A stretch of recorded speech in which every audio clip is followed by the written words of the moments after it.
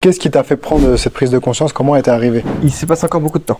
Entre Ok. le moment où je me lance et le moment où je commence à comprendre réellement ce qu'il faut pour réussir, il se passe peut-être 5 ans. T'es arrivé à en vivre un petit peu de ce que tu faisais? C'est ça, entre guillemets, le problème. Et en même temps, la solution, c'est que j'en vivais, mais pour être plus précis, j'en survivais.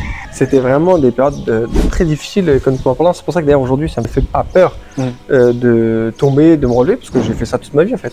D'accord. Pendant 10 ans, c'est le temps que ça a mis au final pour avoir une forme de succès.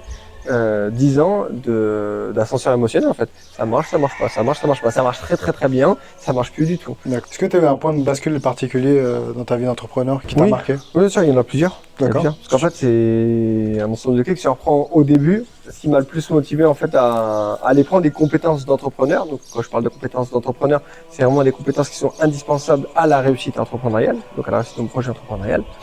Bah, c'est tout simplement les difficultés de la vie. Quand t'as pas d'argent, que tu te retrouves dans des situations humiliantes, quand tes parents s'inquiètent, ils comprennent pas. Ça fait 2 ans, 3 ans, 4 ans que t'es lancé, t'as toujours pas d'argent.